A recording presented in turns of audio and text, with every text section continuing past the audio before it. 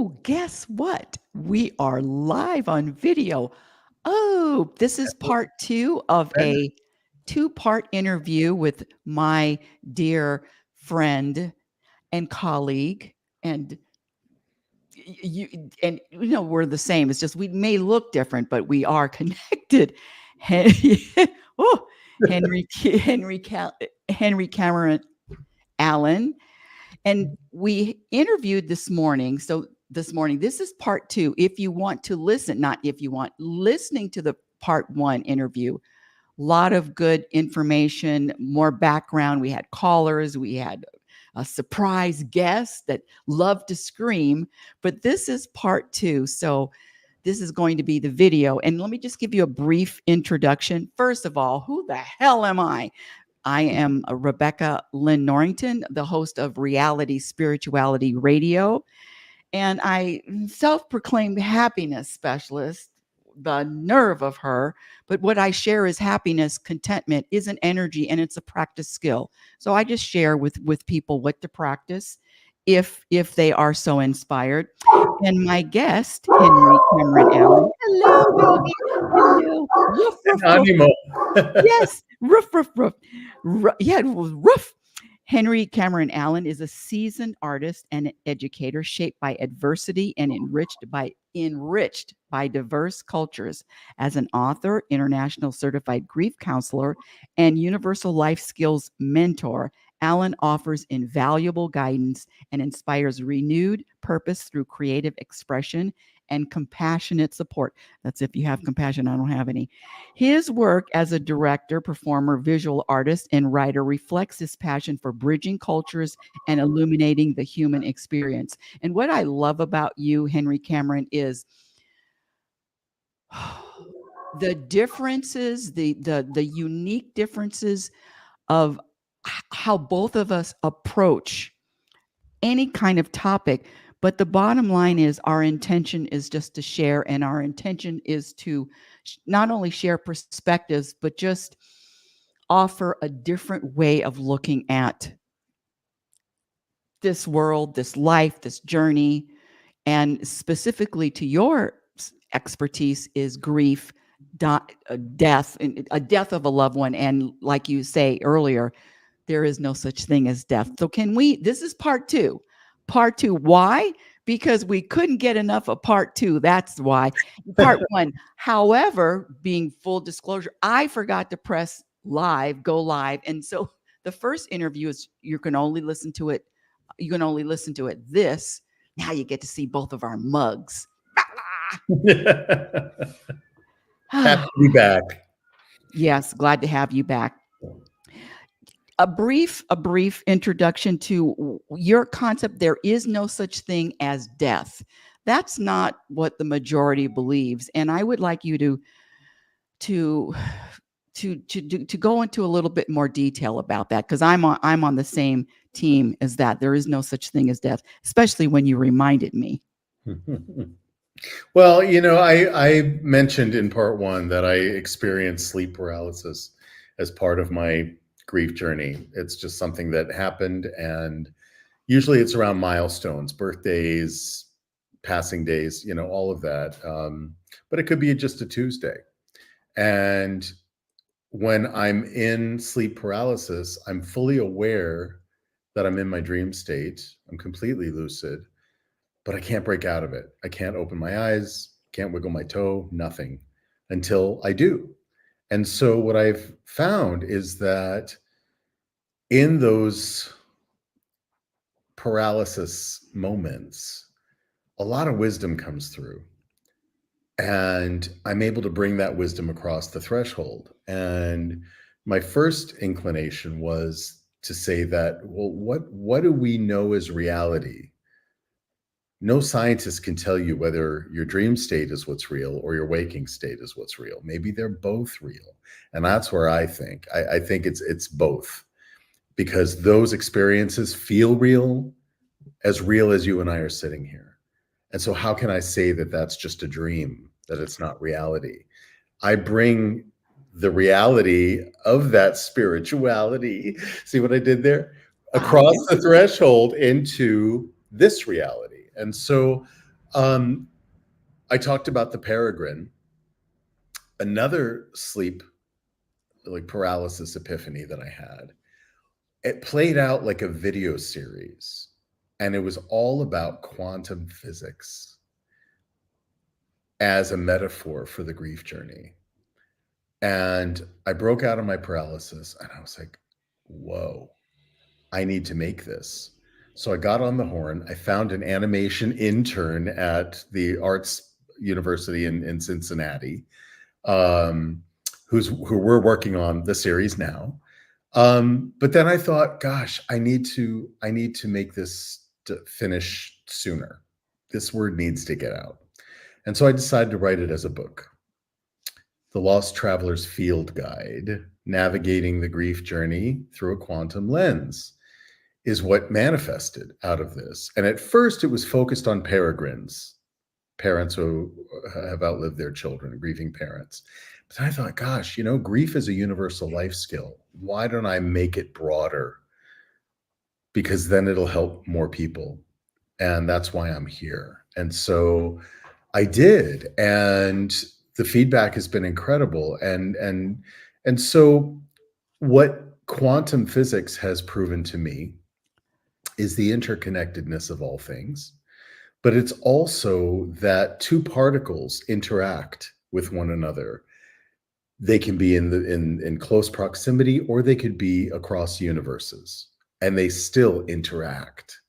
And I feel that way about Cameron, my son. We are interacting all the time. I hear him, I feel him. His hand is in every aspect of my life. We wouldn't be sitting here having this conversation had Cameron not transitioned when he did.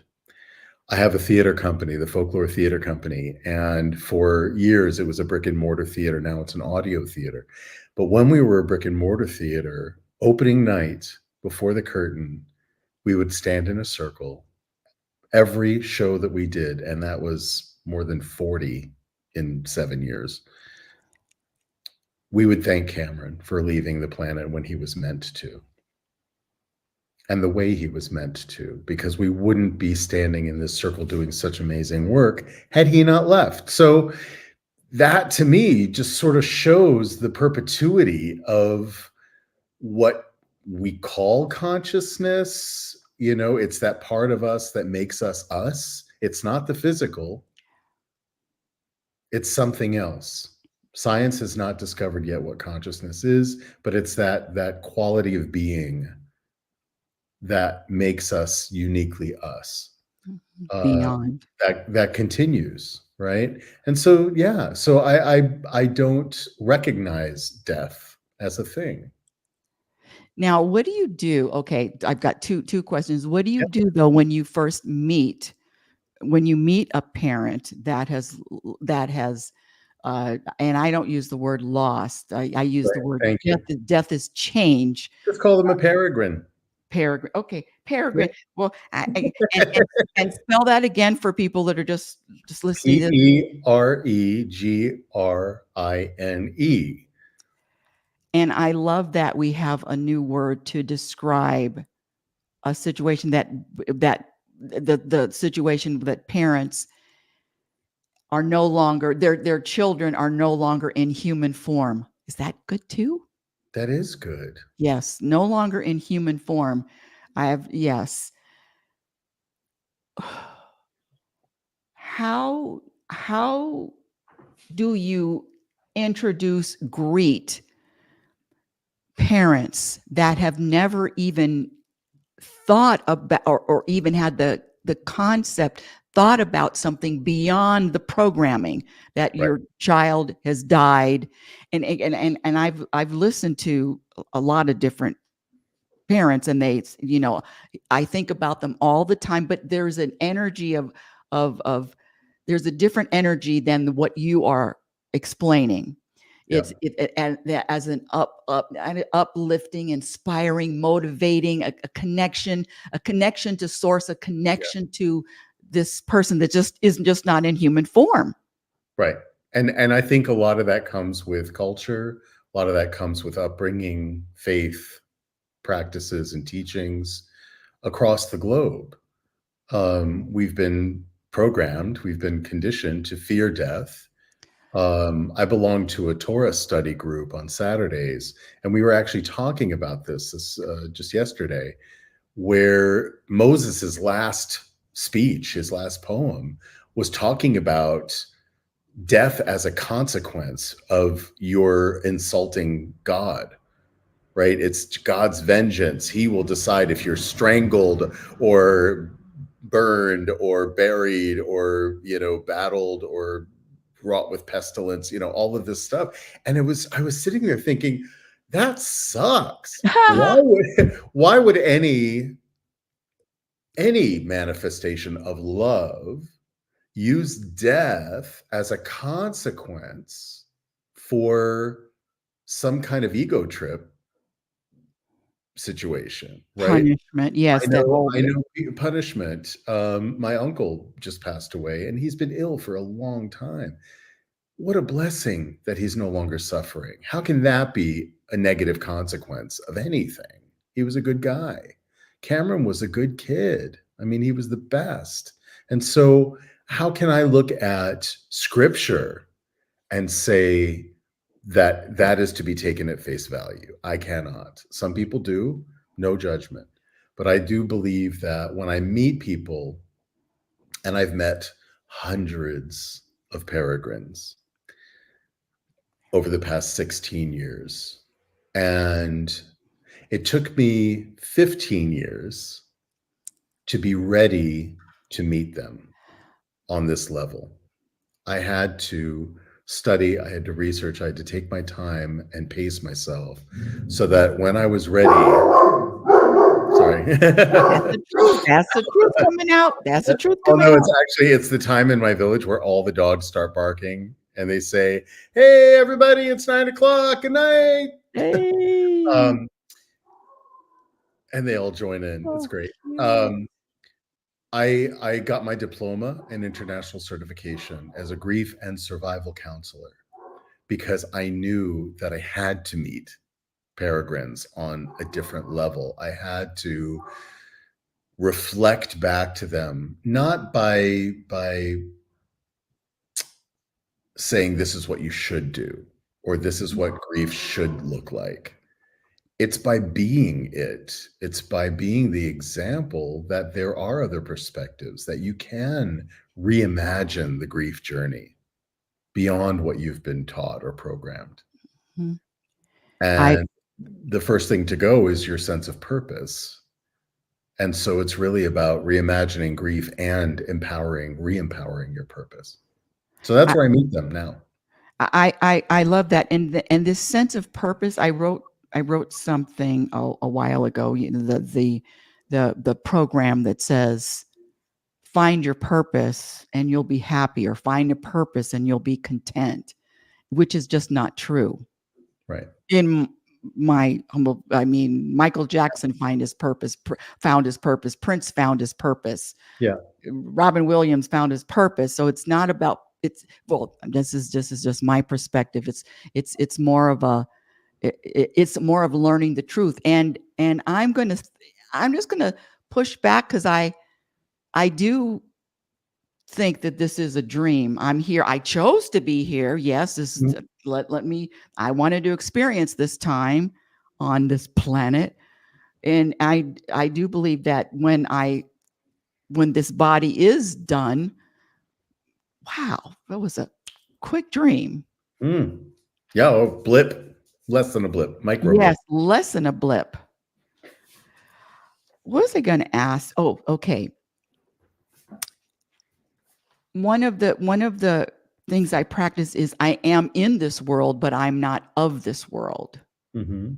I've often, especially lately, letting go of this identity with the name and the titles and the humanness, and just give me a number. It's just letting go of that person identity. And for me, it brings a lot more clarity, and also shoulders down. Mm-hmm. Pressure released. with no expectations, with no wanting anything other than how do I practice being the example of the universe, being the example of God on this planet? How do I practice that? You're asking me? Yes. No, that's what I do. But I do want to ask you, Yeah. how do you practice? Because we talked about it in part one, which is Mhm. really good. I advise, I encourage all of you to listen to part one. How do you practice? We talked about surrendering. How Mhm. would you share with other people how to practice surrendering? Well, I think that what we talked about is that, every moment is everything. No past, no future can be anything but imagined. And so what's real in this moment is what you're feeling as a whole person. And to surrender to that fully, I think, is the practice. It's the learning how to listen to your inner voice, that inner guidance. We are at once receivers and amplifiers, right? I look at it as a great cosmic radio Hmm. that we all are. We're receivers and we're amplifiers, but we're the only one who can plug it into the juice. We're the only one who can flip it on. And then maybe I'm dating myself. Sorry, millennials. But back in the day, radios had dials that you would turn and you'd get a lot of static. But then you would land on a song or a station that had, a particular frequency. And when you are matching a frequency, you feel it. If it's a song, it's your jam. You start moving your body, you start smiling. Something's shifted in you when you hear that song. Maybe you stop on that song for a second. It's like, no, I'm not feeling that song right now. So you turn the dial again. Subtle movements sometimes between stations, right? But then you land on that song that is matching your frequency. And it's like, wow, that's where I am right now. It's not where I was yesterday, but that's where I am right now. It may not be where I am tomorrow, but this station is playing all share all day, and I'm in that groove, right? So thank you, Cher. but you know what I mean? So it's really the practice of tuning your dial and noticing within yourself where your frequency is. Now that goes with the people that you surround yourself with, situations that you're in, a particular job or work that you're doing, your health, your kids, your partner. It's Let me. all about learning, practicing, matching those frequencies. Because once you've mastered that, not that anyone's a master of anything, Yes, yes. but once you at least identify that that's what's happening within you, then you can surrender to it fully. Be fully in the share moment. Enjoy it. Okay, let me go back to the frequency, because one Mhm, of this his name is Billy Carson. I don't know if you're familiar, but mhm. what he shares is that we are all a separate frequency. So I'm point one, you're point two, point three. We're all it's like being as different as your fingerprints. So Mhm. that's what I thought of when you're talking about frequency, and no one is my frequency. That's the individuals. Hello, welcome everyone. This is part two. We have a few viewers. How do my father, some people that I know that are Mhm. in my group would not even know the first thing about tuning into their intuition or tuning into their instinct or even trusting. I mean, it's so foreign. It would be like different language. How do you share with people to even, number one, get to that place where trusting your intuition, trusting your instincts? Because I believe that we're all born with it, but Yep. there's no encouragement Right. to to not only not maintain it, but even trusted. I'm just because I'm just so Mhm. Mhm. trusted. How if I told my father, listen to your intuition, he'd look at me like I was crazy. That's right. So And how that's do we right. And that's what I was going to say is that this is a generational inheritance. The programming is a generational inheritance. It's like you have a tape, a cassette tape that you've inherited from your parents and that they inherited from their parents and all the way back. And it's presented to you on this crushed royal purple velvet pillow with gold tassels, right? And you must accept the inheritance and pass it on to your children, by the way. And you put the tape in, and it's all of those things that have been taught or not taught, as importantly as what's taught. And what nobody tells you is that way back in the closet, under a bunch of old blankets and coats, there's a box full of blank tapes that you have access to anytime you wish. Nobody tells you that. So it's withholding information. I think they know it, or they may not have known that. But when you go back into the closet, you clean out your closet, and you find this wonderful box of blank tapes, you can pop out that old tape that was never yours to begin with, pop in a blank tape and record your own music. We have access to that anytime. And how do I share that with people? By having conversations like this. That is why these conversations are so important. That's why I love being invited onto radio shows and podcasts, because I can only share from my perspective whatever wisdom I've gleaned from this very unique life that I've led. And if someone resonates with it, they resonate with it. If they don't, they don't, and that's okay too. Um, I experience everything as being one frequency, that there are no variations in frequency. What varies is the volume on your radio, the intensity of that frequency. And so and what allows me to resonate with other people is love, that we are all that frequency of love. And if we recognize that in ourselves, we're going to start seeing it in others. There's a reason that our eyes as humans, most of us, have developed in the front of our faces. We can't look into our own faces. We can't see our own faces or look into our own eyes without a mirror. But, and I love that you use the mirror, because now we have access to the mirror. But for thousands of years, millions of years, mirrors did not exist. And so we relied on other people's reflection to know who we are. When we're putting ourselves out into the world as a frequency of love, it's what is reflected back to us that informs us if we are being effective in our Well, representation. being effect. Okay, let me just back Mhm. up a little bit, because one of my favorite analogies, and because what you are, you're a lot more detailed. You are an artist to the max, and I'm I'm hey hammer. But so I understand that. But so what I share is it's just simple. We're all avocados. I don't know Mhm. if you've heard me say this before, but Mhm. we're all avocados, and some of us we're ripe and it's time, and some of us it's just not time.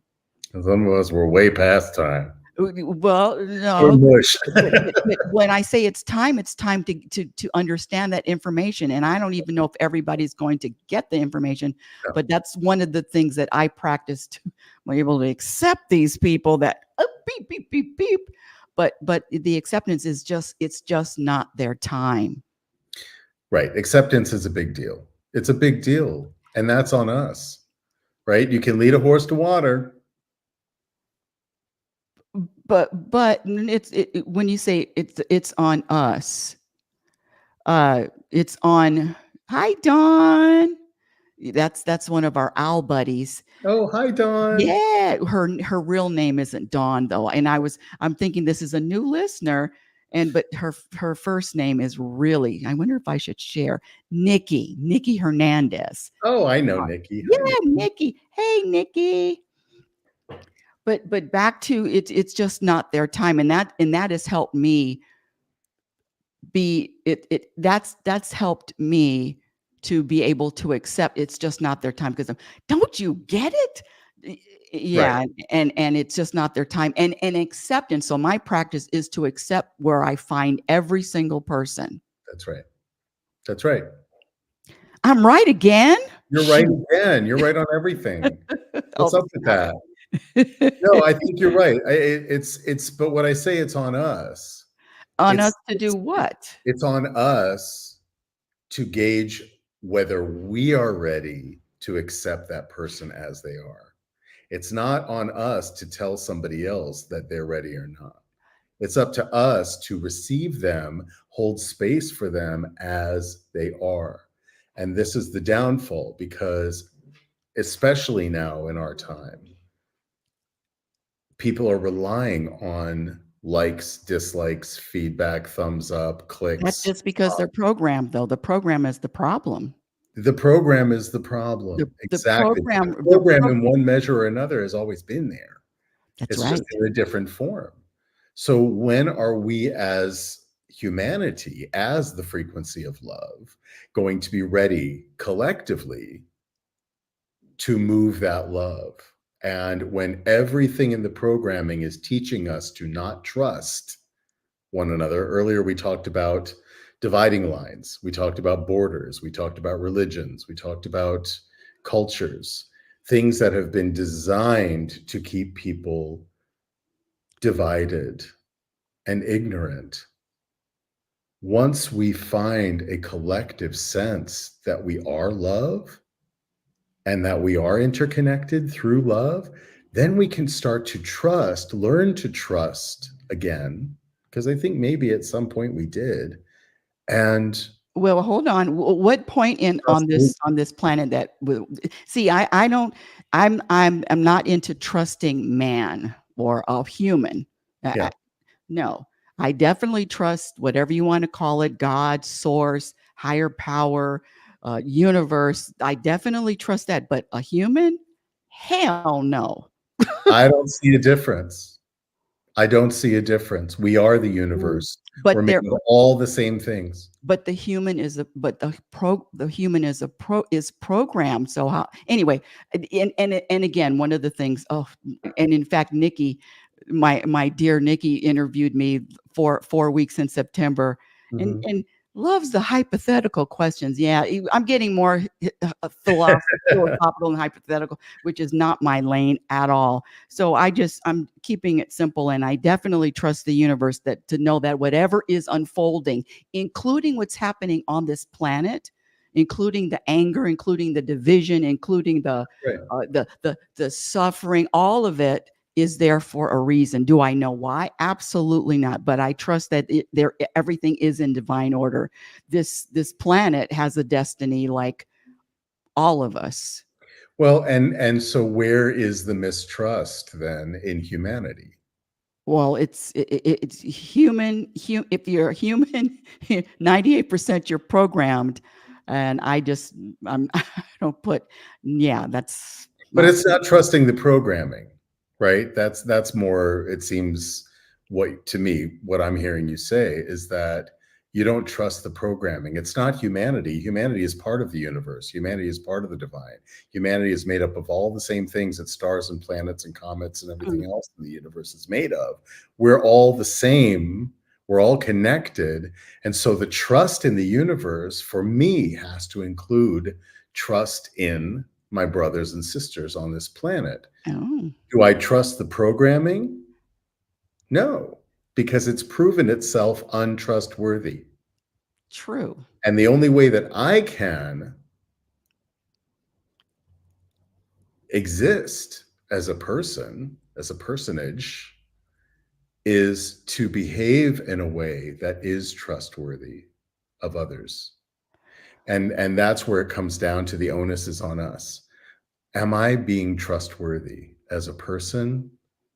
And if so, then I'm reflecting that like the moon reflects the sun. I'm reflecting that back into the world, that this is a possibility, that I'm creating that space around me, that force field that is calling from me and calling to me. And people resonate with that or they don't. And the people who don't resonate with this frequency, this Henry Cameron Allen pronoun is love frequency, they stay away. They stay out of my energetic field. Mm-hmm. Thank goodness. I When they're ready, they come in if they are. I understand yes, I get it. I get it. I'm just a little different. Different way of living. Yeah, my whole for me is to be an example of a human universe, and it's a practice all the time. I'm in school 24/7. As soon as I'm awake, We're all there's in the class. always something to do. Yes, but what I offer, what I practice offering is wherever you are is acceptance without judgment. Right. Period. That's it. Right. But I And ain't that's trusting no human. for a lot of people. Right? Because a lot of faiths teach judgment. They say out of one side of the mouth, don't judge. Out of the other side of their mouth, they're saying judge everybody. And guess what? And that's all in order. Yeah.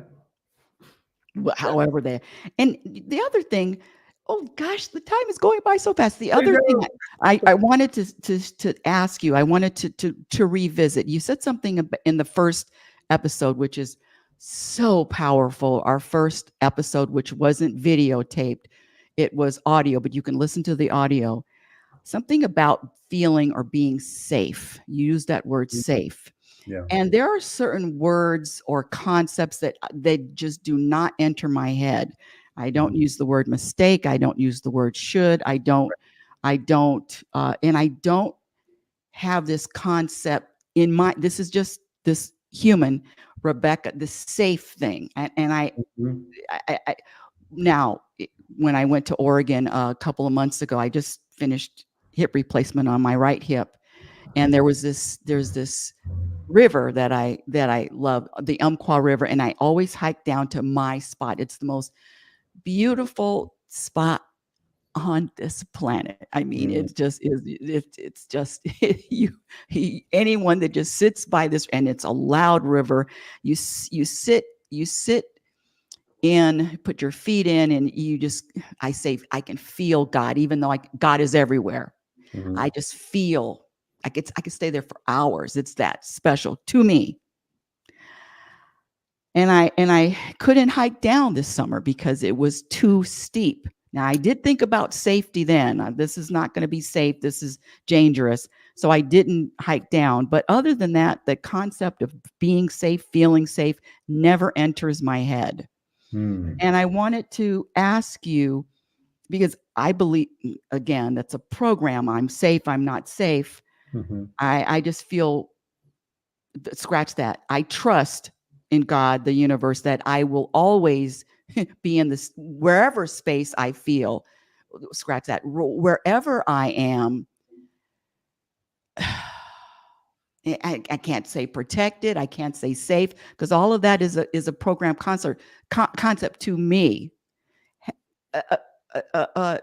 Share with the audience exactly what you mean when you say feeling safe. Safe for me means that safety to me is one of our non-physical senses, right? Non-physical. So right. So we've been taught that we have 5 senses. Right? Hearing, touch, smell, taste. There's more. There's the other 6th sense. There are many more. Right. Yes. And we feel a sense of beauty, a sense of wonder, a sense of danger, a sense of safety. It's a sense. It's part of our sensory system. When we are not feeling threatened, we are feeling safe. Feeling threatened is a program, though. But keep going. The ego feels threatened. Actually, I mean, I validate when somebody tells me that they feel threatened.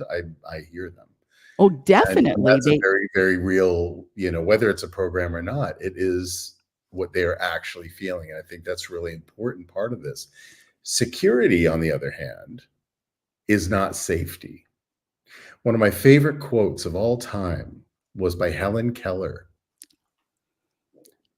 And if you haven't read her autobiography or her other works, she was really one of the great writers, great philosophers of the 20th century. And the first time I heard this, I must have been in my early teens, but it was burned into my memory. She said, security is mostly a myth. It does not exist in nature, nor do the children of men as a whole experience it. Avoiding danger is no less of a risk than outright exposure. Life is a grand adventure or nothing. And so I agree with her. I believe that security, and again, we affirmed earlier that we use different words for similar concepts. What I'm hearing is that it's more about that security is the program, this feeling of security, which is not real. It's an illusion. It doesn't exist, period. Oh. Nothing is secure. But when you feel safe inside, there's an alignment, there's a calmness, there's no feeling of threat, there's no fight or flight response. It's part of that comfort zone that I was talking about earlier, and definitely go back and listen to that.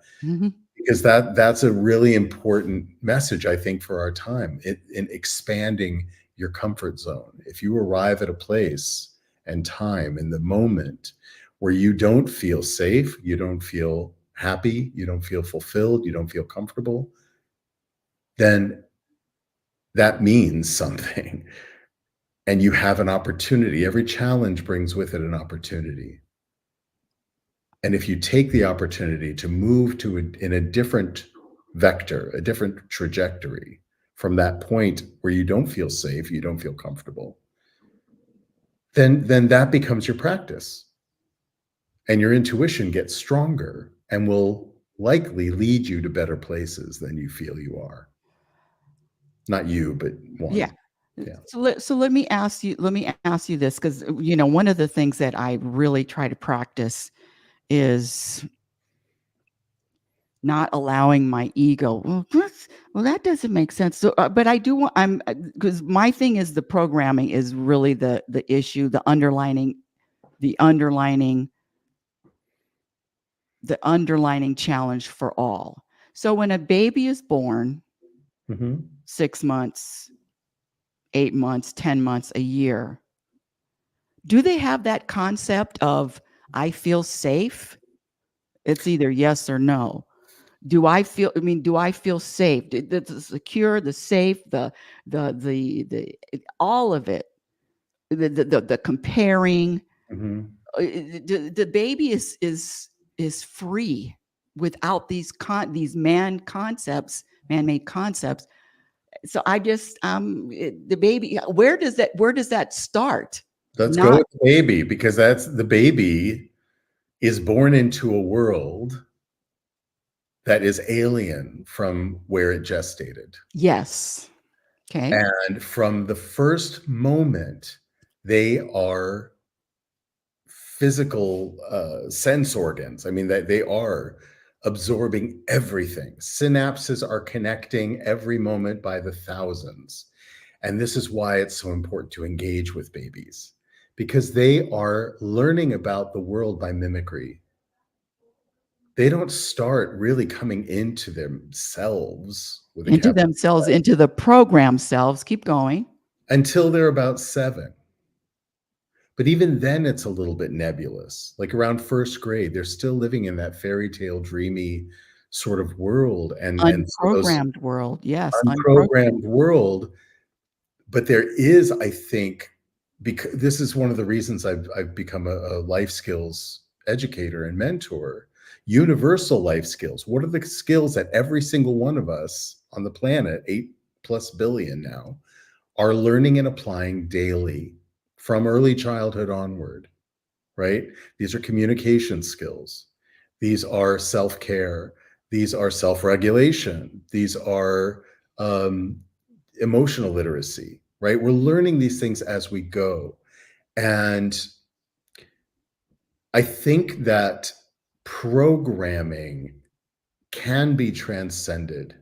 It depends on the individual, it depends on the circumstances. It's not a blanket universal truth for everybody. You know, I grew up in a sometimes violent home. I would never in a million years raise a finger to a child.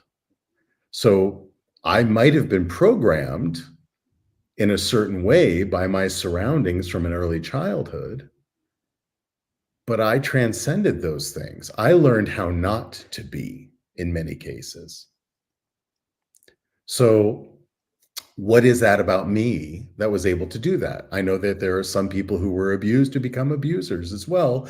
That's what I learned. That's how I grew up. That's what I was taught, right? So that's one of the mysteries, I think, of our humanity, is that some people have this capacity somehow to transcend the programming. Some people do not. And only they know when they're ready, as we talked about earlier. Yes, I'm going to say it's not their destiny to transcend a Yeah. program, not Right. in this lifetime, maybe Right. in another lifetime. That's But right. even going back to the baby, and I mean a baby. Yeah, and we're gonna. Oh, I can't believe it. The baby. I talked about when the baby. In fact, I was telling the gentleman at the Insta cryo this morning, we're talking about his newborn. And I said, well, you take that baby. I don't know if we mentioned it here. Where you take that baby when they're first born, they don't know. They could suck the breast off of 10 different women. Right. They Right. don't know what the mother is until they're programmed to know, oh, this is my mother, and all of the programs that go with mother. So before that point of the programming, there's, and like you said, they're coming from a place to be separated from their true identity, which is source, They God. don't get to choose their own name either. Well, the name is Part of a the program. man-made name. Yeah. Man-made That's part name. of the programming, right? My Yes. grandmother had the best saying. She said, honey, labels are for food cans. Thank Human you. beings are too complex for anyone's label. When you label yourself, and you come to a point where you label yourself, then you're opening up to everyone else's interpretation of what it means to be you. And only you know you. That's true. And that You word choose your better, I don't use, well, this is right, better. This is right, better. I don't use that word either. It's right. anyway. I cannot believe that it's been 45 minutes. I know. It I is just, know. I We're gonna have to do talk. a part 3 sometime. I'm just Oh, geez, Louise. Wow.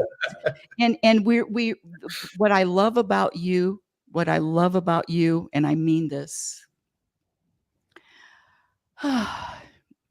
is just your openness, your graciousness, your kindness, your compassion, all the things that I don't possess.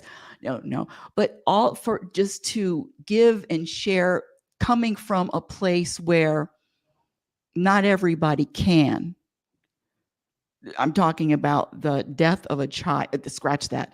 The change, the shift, and just to be, yeah, I can. I thank just, you. I Thank mean, you. yeah, really. And I'm grateful. I'm grateful for Cameron, that I got 13 years with him. I'm grateful that his passing out of the physical Passing. opened up worlds to me that I could have never imagined for my life, including this conversation. I mean, this is a beautiful thing. And where I'm going now from here is I have a virtual retreat for peregrines, for parents who have outlived their kids. And tonight's the first one. I'm so excited. And it's a monthly virtual retreat. Anybody can join from anywhere. And it's a place to come together to talk on this level and to reimagine together. Because I'm just a guy. There's nothing extraordinary about me, other than maybe my biography is pretty unique. But I'm just a person just like anybody else. And if I'm being authentic in who I feel I am, who I want to express myself to the world as honestly as I can, that effortlessly gives permission to anybody else who's a witness to do the same on their terms, not on mine. right? So thank you for that beautiful compliment, and I appreciate it. And I want to say that I see this, what you're seeing in me, I see it in you, and I see it in everybody. I see that potential there. But like my grandmother used to say, I love her. Her middle name was Pearl. She said, potential means nothing unless you're doing something with it. You have to put it into motion. So that's what I hope by having these conversations, is that Yes. we're putting things into motion, and that's beautiful. Thank you for this platform. I love, thank you so much. Thank you for sharing. And this is part 2, the video portion. I highly encourage all of the listeners to listen to part 1. It was powerful, just as powerful as part 2. And you haven't seen the last of me, buddy. Welcome. Or me. Yes. So thank you for Go buy my book. Oh, please. Yeah.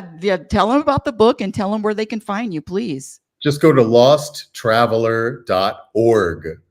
We've all felt like lost travelers at some point or another. And this book is the Lost Traveler's Field Guide. There is a roadmap now, and it's navigating the grief journey through a quantum lens. And it comes with a workbook. It's a book and a workbook bundle.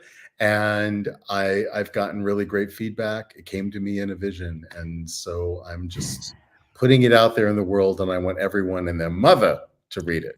Everybody and these parents, I can't even imagine, but these parents need what you're offering. Thank you. Parents, and I know a lot of people who have outlived their parents who need this, and outlived their friends, and outlived their siblings, and outlived their country. You know, grief is a universal experience. It's a universal life skill. Every single person is going to meet grief at some point, and how we handle it, how we cope with it, depends on our perspectives. And this opens up a whole new perspective. Well, I hate to leave it on another note, but if I told a 4-month-old, 5-month-old, 6-month-old, hey, your parents are just killed in a car crash, there would be no grief. It's just but until they're programmed, so I'm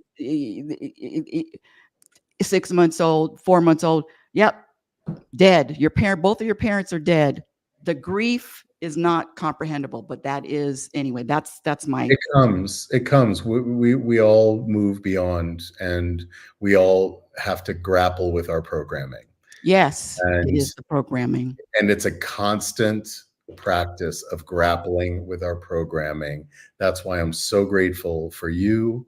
I'm so grateful for this radio program, and why I'm so honored to have been a guest twice in the same day. Yes. All right, Mr. Man. Thank you so much again, Cam. Thank you. Thank you. You can call me Cameron. That's okay. I know. I just the HC. I got to stay with the HC. Call me HC. Yeah, HC. Just don't call me late for dinner. Yes. Later, alligator. Thank you for listening.